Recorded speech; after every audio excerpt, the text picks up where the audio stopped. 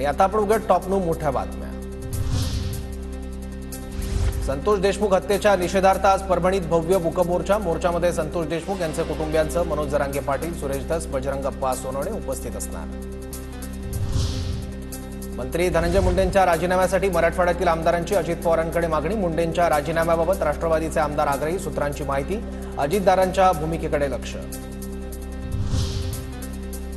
धनंजय मुंडेंचा राजीनामा मागितल्याबद्दल अजितदारांच्या आमदारांचं अभिनंदन। ही कौतुकास्पद बाब, अशी माणसं राजकारणात हवी, जितेंद्र आव्हाड यांचं वक्तव्य।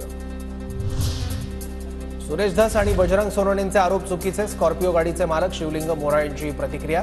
तर अधिवेशनात माझी गाडी नव्हती, दादांच्या ताफ्यातही गाडी नव्हती, मोराळेंची आरोपांवर प्रतिक्रिया।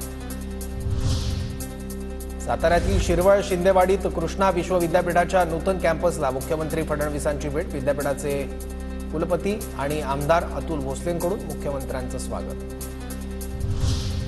कॅबिनेट मंत्री नितेश राणेंचं मुख्यमंत्री फडणवीसांच्या पावलावर पाऊल। फडणवीसांनंतर राणेंकडून दौऱ्याच्या वेळी पुष्पगुच्छ न आणण्याच्या सर्व अधिकाऱ्यांना सूचना।